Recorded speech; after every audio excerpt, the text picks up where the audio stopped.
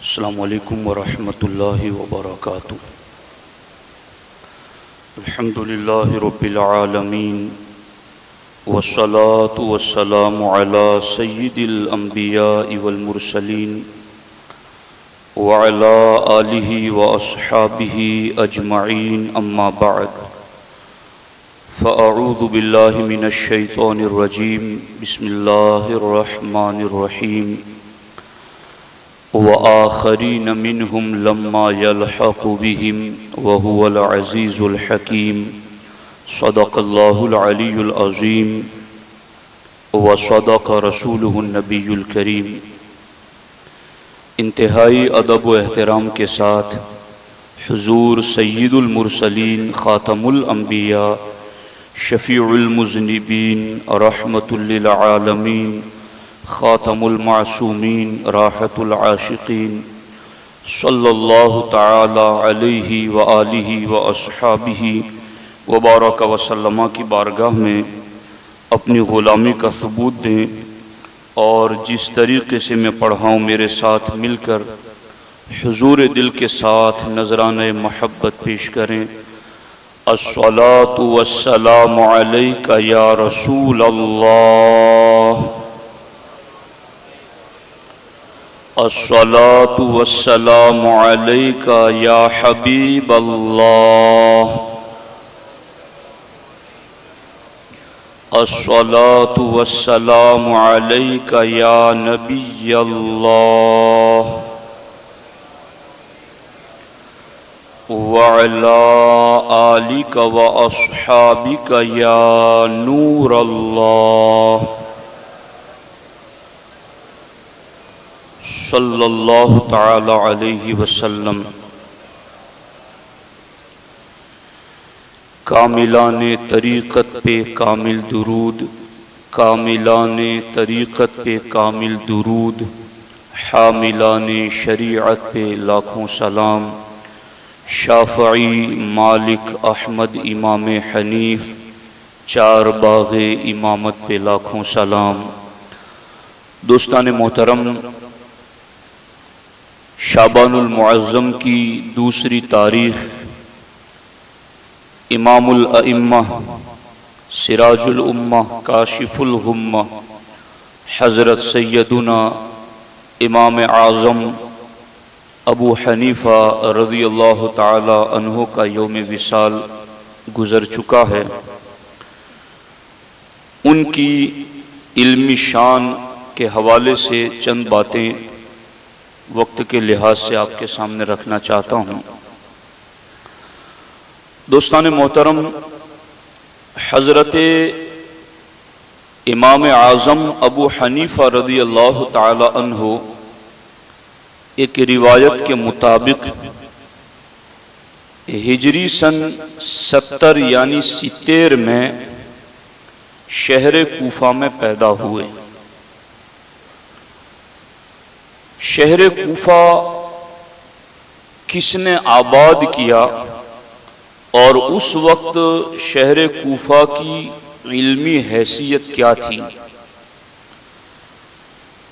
شہر کوفہ وہ مبارک شہر ہے جسے حضرت فاروق اعظم رضی اللہ تعالی عنہ کے حکم سے ہجری سن 17 میں فاتح ایران، عشرہ مبشرہ میں سے ایک جنتی صحابی حضرت سعد ابن ابی وقاص رضی اللہ تعالی عنہ نے حضرت عمر کے حکم پر اس شہر کو بسایا ہے۔ حضرت عمر نے اس شہر کے کچھ نام رکھے تھے۔ حضرت عمر اس شہر کو رأس الاسلام فرماتے، اسلام کا سر، رأس العرب کہتے ہیں، جمجمۃ العرب کہتے، رمح اللہ کہتے اور کنز الایمان کہتے۔ حضرت سیدنا سلمان فارسی رضی اللہ تعالیٰ عنہ نے شہر کوفہ کو قبۃ الاسلام کا لقب دیا اور اہل الاسلام کا خطاب دیا۔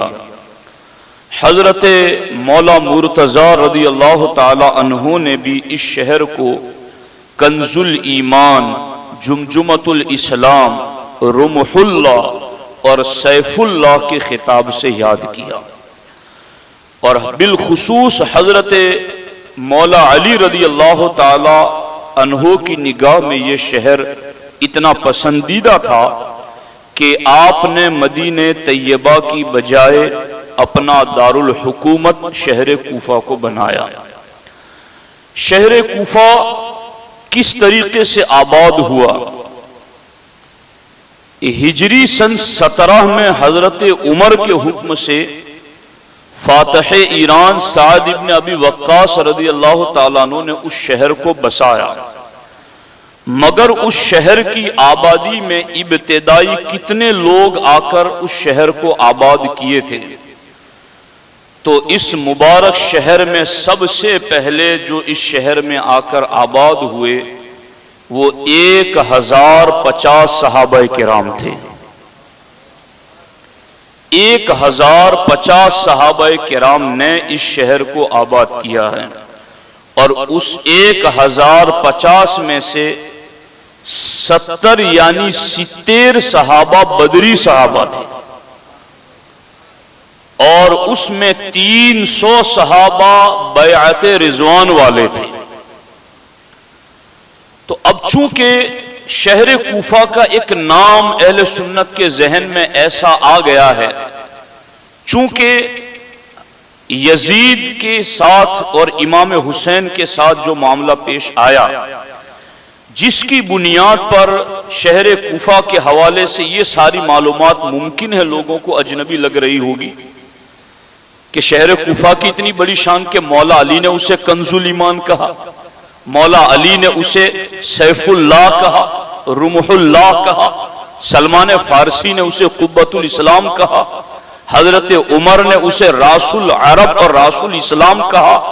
تو یاد رکھنا، جس طریقے سے مدینہ طیبہ میں منافقین رہتے تھے قرآن میں موجود ہیں، مکے میں کوئی منافق نہیں تھا، چونکہ مکے میں کلمہ پڑھنا ہی سر ہتھیلی پر رکھنے کے برابر تھا، تو کون صرف منہ دکھانے کے لیے کلمہ پڑھتا؟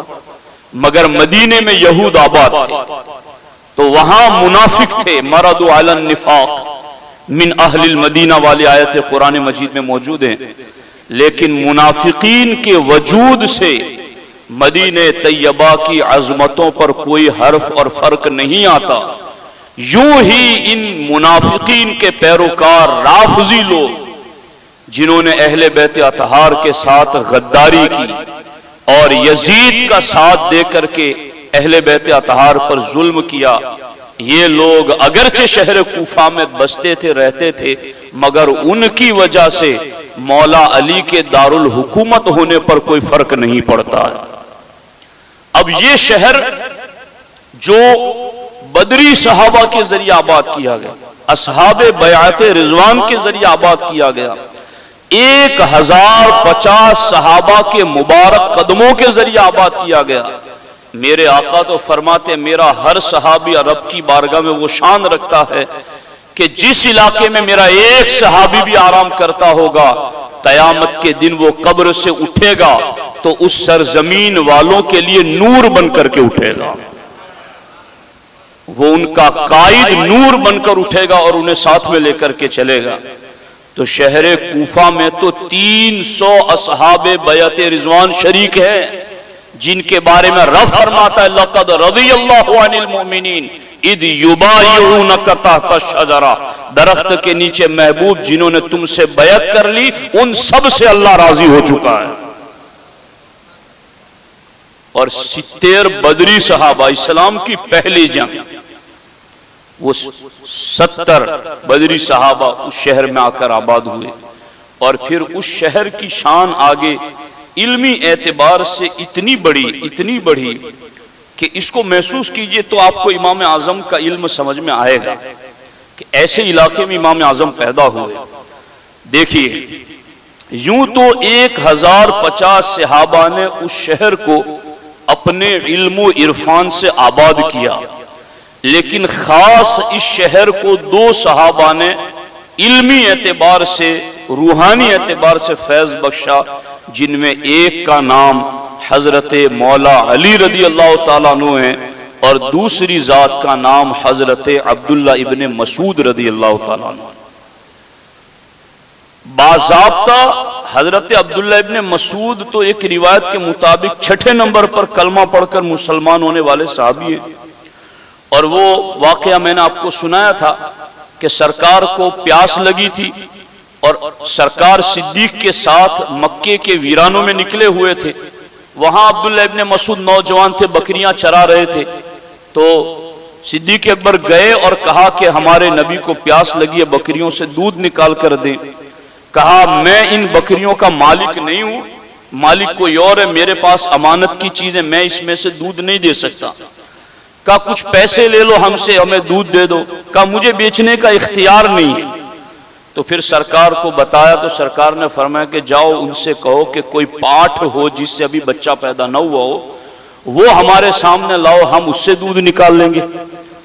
تو ابن مسعود جو اس وقت ایمان نہیں لائے تھے، انہوں نے کہا پاٹھ میں دودھ ہوتا نہیں ہے، تم نکال لو تو پھر تمہارا ہے، چونکہ اس میں ہے ہی نہیں تو میرا مالک اس دودھ کا مالک نہیں، میں اس کا امین نہیں، تو اس میں سے تم نکال لو۔ سرکار نے اس کی پشت پر ہاتھ پھیرا، اس نے ٹانگیں چوڑی کی، تھنوں میں دودھ اتر آیا، سرکار نے دودھ نکالا، صدیق نے بھی شکم سیر ہو کر پیا، سرکار نے بھی پیا، ابن مسعود کو بھی پلایا، برتن بھر کے پھر انہیں دے دیا۔ سرکار پلٹنے لگے تو ابن مسعود نوجوان تھے، انہوں نے صدیق سے کہا کہ اپنے نبی سے کہو کہ ذرا پاٹ سے دودھ نکالنے کا مجھے طریقہ سکھا دو کہ پاٹ سے دودھ نکالا کیسے جاتا ہے۔ سرکار نے فرمایا پاٹ سے دودھ نکالنے کی بات کیا ہے، میں تجھے قیامت تک کے لیے اپنی امت کا استاذ نہ بنا دوں کہ صرف دودھ نکالنے کا طریقہ کیا، میری امت ہر مسئلہ تجھ سے پوچھے، کوئی بات ہو تو تیری طرف رجوع کرے۔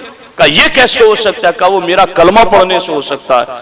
فوراً کلمہ پڑھا اور سرکار نے فرمایا انت غلام معلم، تو میری امت کا استاد ہے، تو میری امت کے لیے جو جو پسند کرے گا میں ایڈوانس اس کی پسندیدگی کا اعلان کر رہا ہوں کہ جو جو تم پسند کرو گے میری امت کے لیے، میری طرف سے میں اعلان کر رہا ہوں وہ مجھے پسند ہے۔ ایسے صحابی، وہ ان کو حضرت فاروق اعظم نے اپنے دور میں کوفے کا قاضی بنایا اور وہاں کے بیت المال کا خزانچی بنایا، اور اسی عہد میں فاروق اعظم کے دور میں عبداللہ ابن مسعود آئے کوفہ میں اور علم و فضل کے دریا بہا دیے۔ اور پھر آگے معاملہ یہ ہوا کہ کوفے میں عبداللہ ابن مسعود کی مجلس میں، ان کی درس کے حلقے میں ایک ایک وقت میں 4,000 لوگ بیٹھا کرتے تھے۔ اور ایک مرتبہ حضرت مولا علی رضی اللہ تعالیٰ عنہ کوفہ تشریف لائے تو حضرت عبداللہ ابن مسعود مولا علی کے استقبال کے لیے میدان میں آئے، تو اس وقت عبداللہ ابن مسعود کے شاگردوں کی تعداد 4,000 تھی جو مولا علی کے استقبال میں نکلے تھے۔ تو غور کیجئے کہ کتنا پڑھایا ہوگا عبداللہ ابن مسعود نے، 4,000 طلبہ اور مولا علی کے استقبال کے لیے نکلے ہوئے ہیں۔ اور پھر بالخصوص حضرت مولا مرتضی رضی اللہ تعالیٰ نے خود ہی اس شہر میں تشریف لے آیا اور اس کو اپنا دارالحکومت بنا دیا، تو پھر تو باب مدینۃ العلم خود چل کے شہر کوفہ میں آ گیا، تو پوچھنا ہی کیا تھا۔ اب دیکھو یہاں پر امام شعبی کہتے ہیں، یہ شعبی کون ہیں؟ جنہوں نے 500 صحابہ کرام کی زیارت کی ہے، 500 صحابہ کی زیارت کا جنہیں شرف ملا ہے، وہ امام شعبی کہتے ہیں کہ صحابہ میں 6 قاضی تھے، صحابہ میں جسٹس، فیصلہ کرنے والے قرآن و سنت کے مطابق 6 قاضی تھے، ان میں 3 مدینے میں تھے۔ کون؟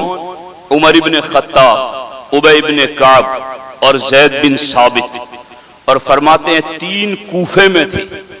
6 تھے قاضی، 3 یہ مدینے میں تھے اور 3 کوفے میں تھے۔ پہلے نمبر پر حضرت مولا علی رضی اللہ تعالیٰ عنہ، حضرت عبداللہ ابن مسعود رضی اللہ تعالیٰ عنہ اور حضرت ابو موسیٰ اشعری رضی اللہ تعالیٰ عنہ۔ یعنی 3 قاضی صحابہ مدینے میں ہیں تو 3 قاضی صحابہ شہر کوفہ میں ہیں۔ اور آگے امام مسروق فرماتے ہیں کہ میں نے اصحاب رسول علیہ السلام کو دیکھا تو سارے صحابہ کا علم سمٹ کر 6 میں آ گیا۔ امام مسروق کیا کہتے؟ صحابہ کا علم سمٹ کر میں نے 6 میں دیکھا کہ یہ 6 منبع ہے سارے کے علوم کے۔ فرماتے ان 6 کا نام یہ ہیں، ایک ہے عمر ابن خطاب، دوسرے علی ابن ابی طالب، تیسرے عبداللہ ابن مسعود، چوتھے زید ابن ثابت، پانچویں ابو دردہ اور چھٹے ابی ابن کعب۔ اور اس کے بعد لکھتے ہیں کہ ان 6 کا علم پھر 2 میں جمع ہوا، اور ان 2 میں سے ایک کا نام حضرت علی اور دوسرے کا نام ابن مسعود، اور یہ دونوں علم اور عرفان کے بادل امنڈ کر کے شہر کوفہ پر برسنے لگے۔ یہ دونوں شخصیتیں شہر کوفہ میں جلوہ گر ہوئی۔ اب جب عبداللہ ابن مسعود نے اور مولا علی رضی اللہ تعالیٰ عنہ نے شہر کوفہ کو اپنے قدموں سے مبارک کیا تو شہر کوفہ کا ہر گھر دارالعلوم بن گیا، ہر گھر مرکز حدیث بن گیا، ہر گھر مرکز فقہ بن گیا، چاروں طرف علم ہی علم کا غلغلہ ہے۔ اور یہ علم کا دور کہاں تک رہا؟ صحاح ستہ بخاری مسلم صحاح ستہ کے مصنفین کے دور تک شہر کوفہ کا مرکز علم ہونا مسلسل رہا، یہاں تک کہ شہر کوفہ حدیث کا اور علم حدیث کا اتنا بڑا مرکز رہا کہ امام بخاری کہتے ہیں کہ میں حدیث کا علم لینے کے لیے 2 مرتبہ مصر گیا، 2 مرتبہ شام گیا، 4 مرتبہ بصرہ گیا، مگر کوفہ اتنی بار گیا علم حدیث لینے کے لیے کہ میں اس کو گن نہیں سکتا، اس کو گن نہیں سکتا۔ اتنی زیادہ مرتبہ میں شہر کوفہ علم حدیث کے لینے کے لیے گیا۔ اور میں یہ بات کہتا ہوں، اگر شہر کوفہ کے راویوں کو ساقط الاعتبار کر دیا جائے، شہر کوفہ کے راویوں کو نکال دیا جائے تو صحاح ستہ نہ رہ جائے۔ چونکہ علم کا مرکز مولا علی نے، عبداللہ ابن مسعود نے، اصحاب بدر اور اصحاب بیعت رضوان نے ایسا بنایا تھا کہ اس دور کے سارے محدثین علم لینے کے لیے کسی شہر کی طرف رخ کرتے تھے تو شہر کوفہ کی طرف کرتے تھے، اور اسی شہر کوفہ میں امام اعظم ابو حنیفہ پیدا ہوئے ہیں۔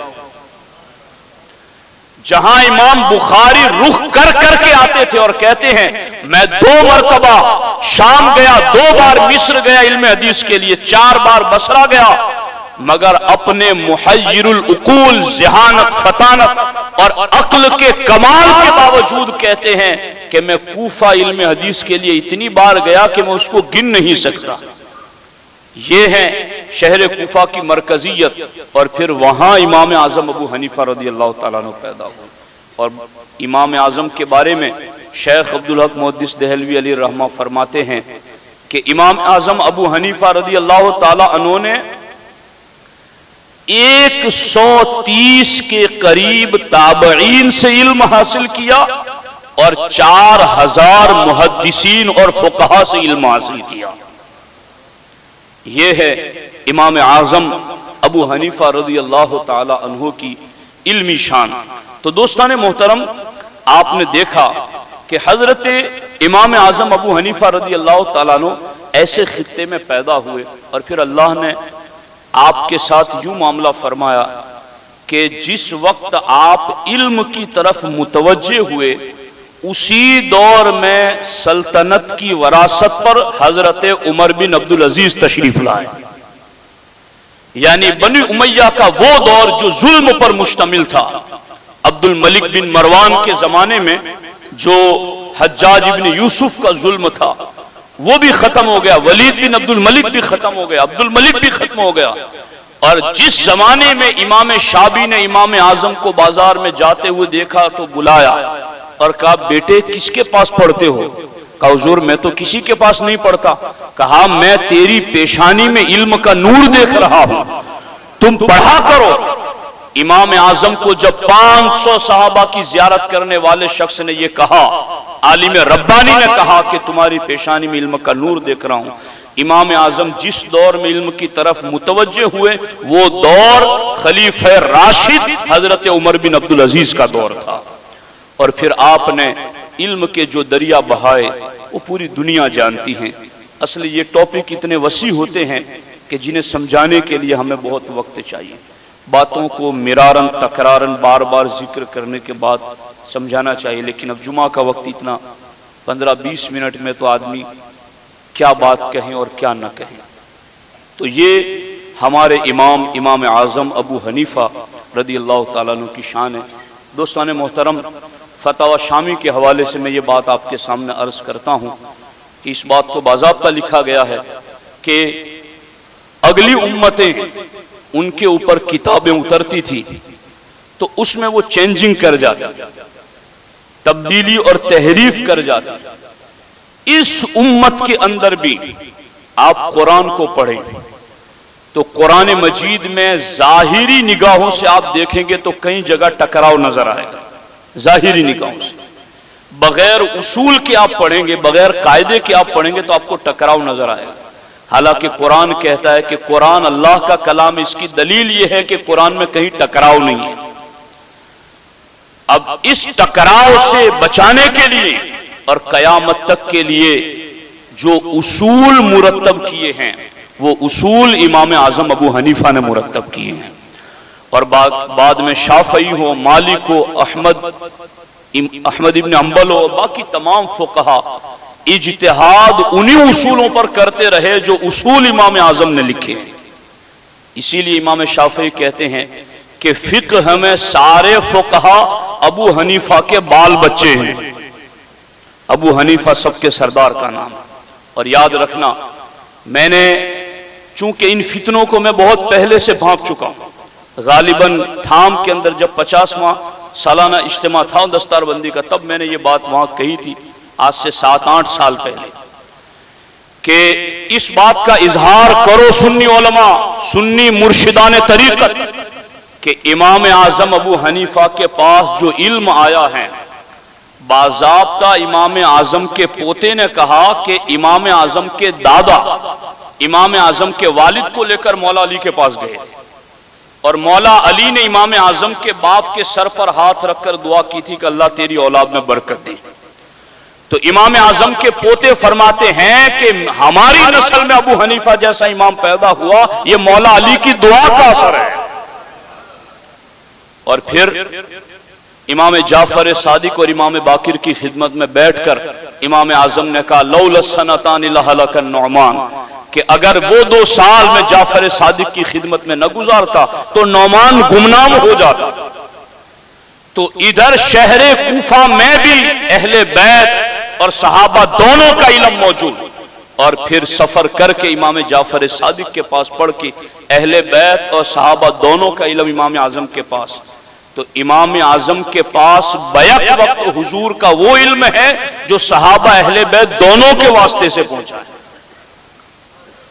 چونکہ اب جو رفظ بہت پنپ رہا ہے نا، ان قریب فقہ جعفری کا نام آئے گا، اور بات آئے گی اہل بیت کا نام لے کر کے اس طرح کی جائے گی کہ ابو حنیفہ کی فقہ کیوں مانے، امام جعفر کی فقہ کیوں نہ مانے رضی اللہ تعالیٰ عنہ۔ ہم کہتے ہیں امام جعفر کی فقہ جو رافضیوں نے، شیعوں نے بنائی گئے، وہ گڑھ کے بنائی ہیں۔ حقیقت میں فقہ جعفری اور امام اعظم کی فقہ وہی ہے جو ان سے سیکھ کر کے ابو حنیفہ نے امت تک پہنچائی، مگر حالات جس طرف جا رہے ہیں ہمیں گمان لگتا ہے ایسا کہ کہیں لوگ اسے بھی پھر حب اہل بیت کا حوالہ دے کر کے لوگوں میں رائج کرنا شروع نہ کر دیں۔